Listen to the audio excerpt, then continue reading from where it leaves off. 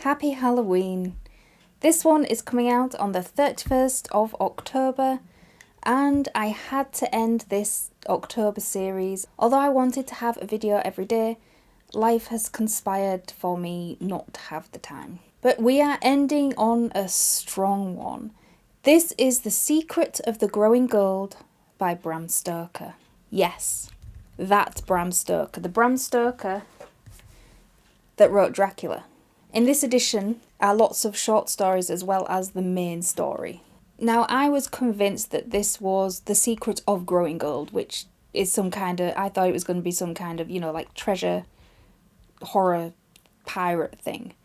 And I was so wrong, but I was so gleefully wrong. It was beautiful. Now, this was first published on the 23rd of January, 1892, some 40 years after Edgar Allan Poe's The Telltale Heart, of which, if you read that, there are quite a few of the same elements in this story. Now, although this is an original story from Bram Stoker, he did base it on a tale from Hungarian folklore, which is called Woman with Hair of Gold. And from that, he created his own story, much like people have done for centuries. Now, this is going to be a spoiler-filled review. This is a complete review of this short story.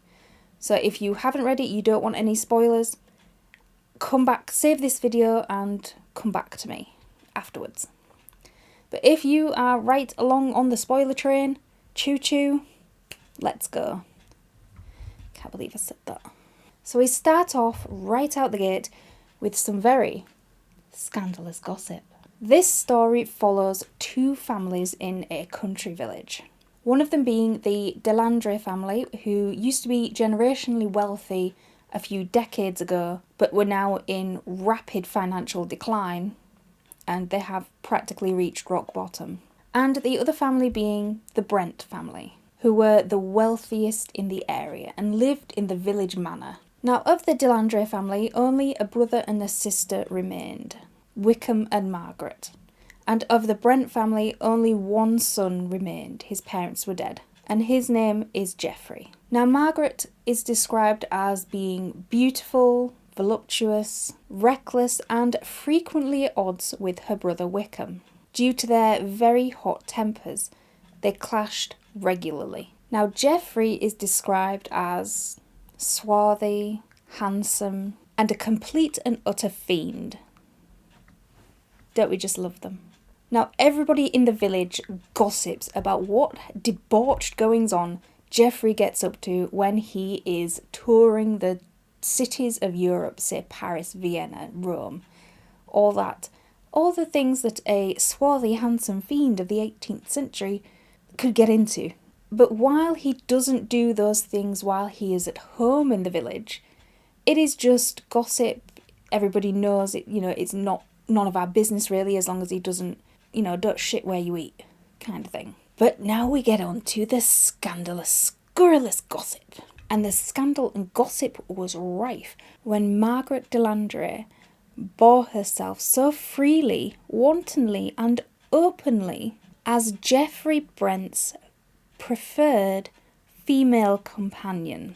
And she achieved this so naturally and without a hint of shame. The girl has no shame at all. That many believed them in the village to be secretly married, because a young hussy or a mistress from the village would not carry herself so confidently out in public as Margaret was doing. And so, although the village had the undercurrent of gossip, they didn't gossip about it as freely as they did with Geoffrey's European adventures, just in case it came out that the gossiper was on the wrong side of correct history and would be therefore ostracised and made fun of. So the gossip was really sort of down at low level. But it came to pass that Margaret and her brother Wickham were involved in a very heated quarrel. It was a slangy match, by any other word. Not a quarrel seems a bit tame. And Wickham ordered his sister to quit the house and not to return. Now, a few weeks go by and Margaret still does not return home, and she is not seen in the village. But instead, it comes a day when Margaret is at last seen sitting next to Geoffrey in his carriage, driving about the countryside. Now Wickham is furious at this because he knows, or he has enough of an inkling to say that they're not married. He's using my sister as a mistress. Her reputation and the family's reputation is ruined. And he swore his vengeance upon Margaret and Geoffrey. And in order to keep his anger high, to keep these emotions heightened, Wickham turned to drink. It's never a good thing. Now it is noted that neither Margaret nor Geoffrey were of soft temperaments, and they frequently quarrelled but always made up in the way that lovers usually do. But at last there came a day when the quarrel exceeded the bitterness of everything that had gone before. Everything was on the table and nothing was left out. But they must have made up, because they went on holiday to the continent of Europe, and they went together. And they were gone for a period of 3 months before a rumour started to hit the village that while crossing a dangerous precipice, a carriage containing an English lady and a driver had fallen down this precipice. The only survivor was a gentleman who had not been in the carriage, but was instead walking the horses, and I will read it to you. While crossing a dangerous pass, the carriage containing an English lady and the driver had fallen over a precipice. The gentleman of the party, Mr. Geoffrey Brent, having been fortunately saved as he had been walking up the hill to ease the horses, he gave information and search was made. The broken rail, the excoriated roadway, the marks where the horses had struggled on the decline before finally pitching over into the torrent, all told a sad tale. It was a wet season, and there had been much snow in the winter, so that the river was swollen beyond its usual volume, and the eddies of the stream were packed with ice. All search was made, and finally the wreck of the carriage and the body of one horse were found in an eddy of the river.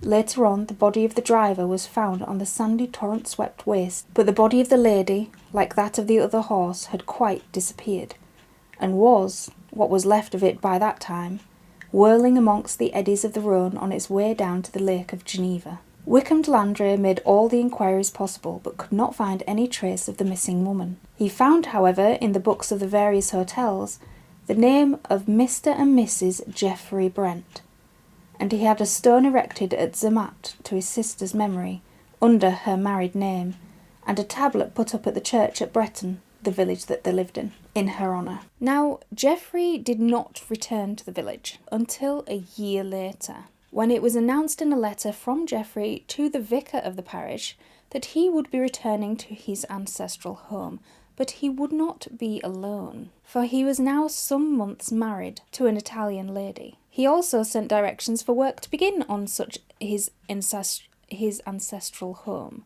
to spruce the place up a bit.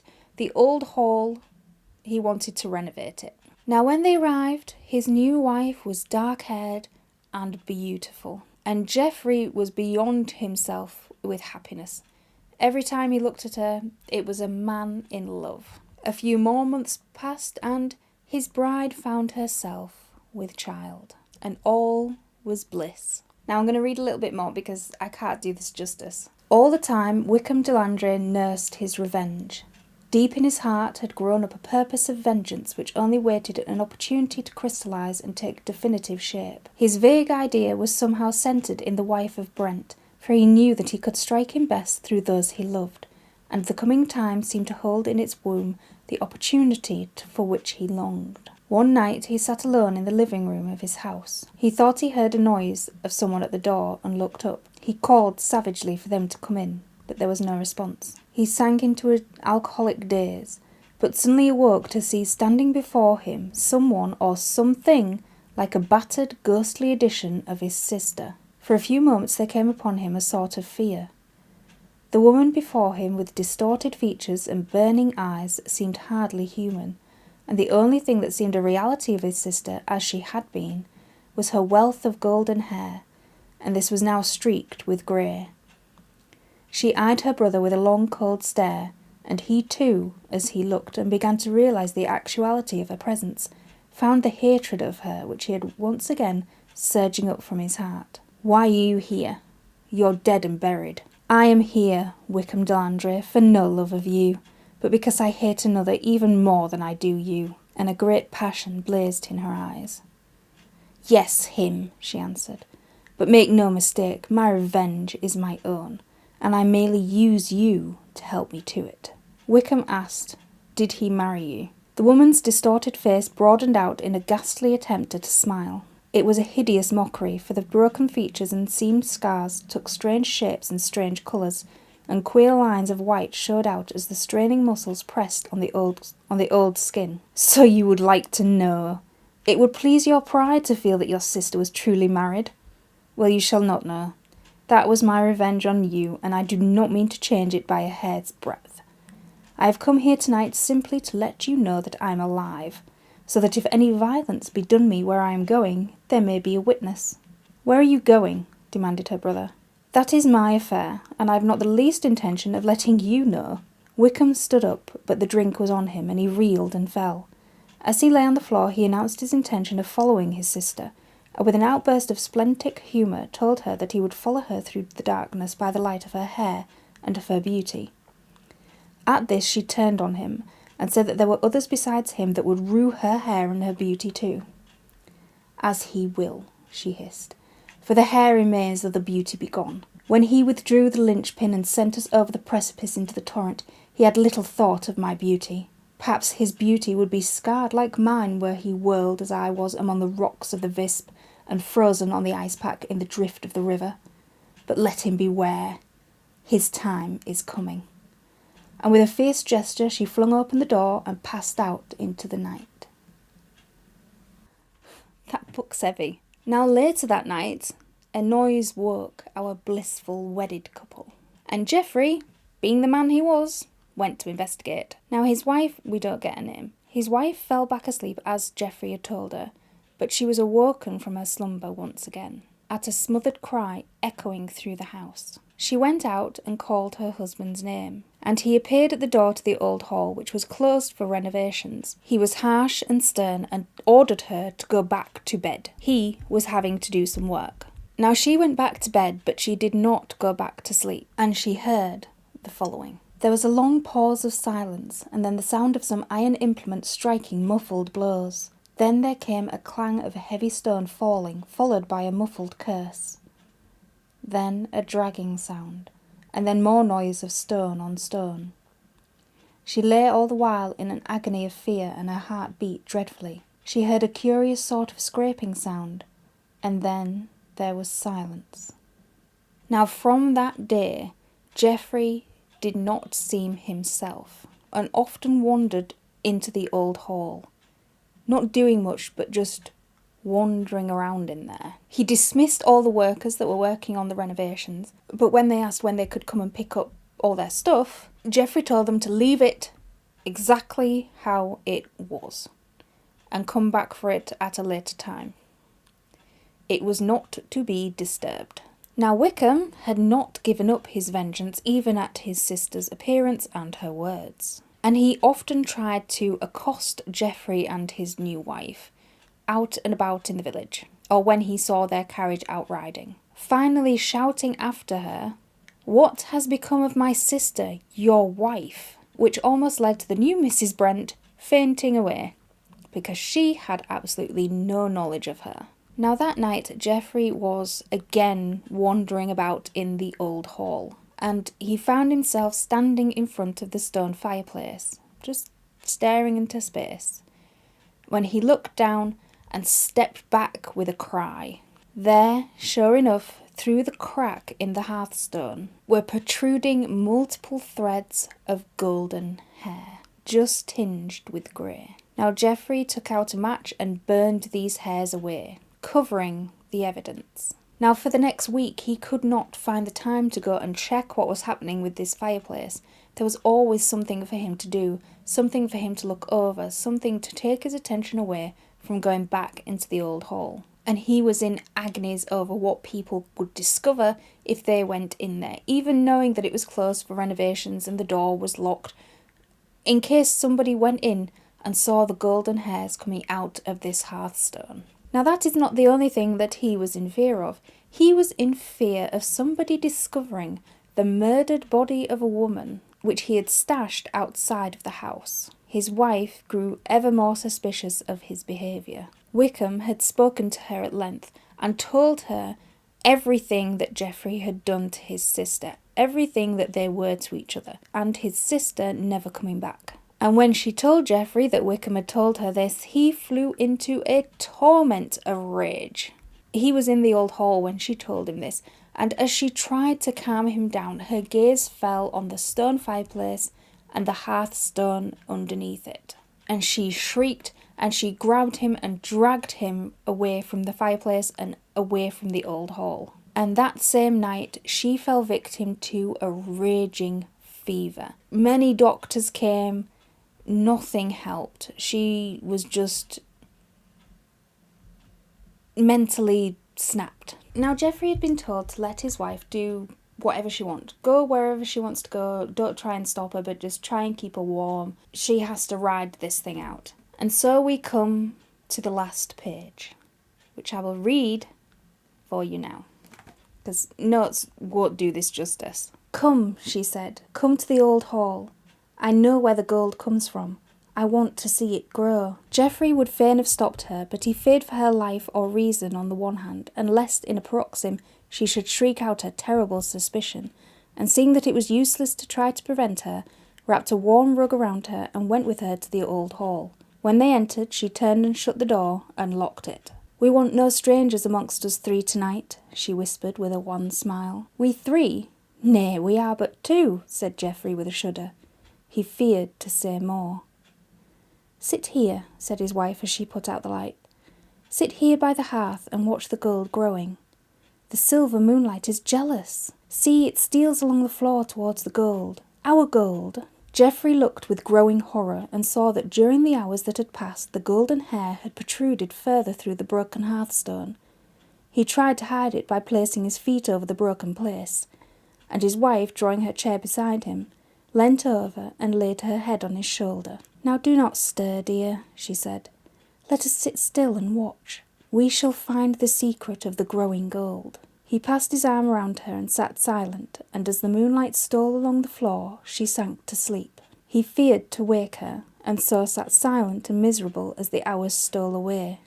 Before his horror-struck eyes, the golden hair from the broken stone grew and grew, and as it increased, so his heart got colder and colder, till at last he had not the power to stir, and sat with eyes full of terror watching his doom. In the morning, when the London doctor came, neither Geoffrey nor his wife could be found.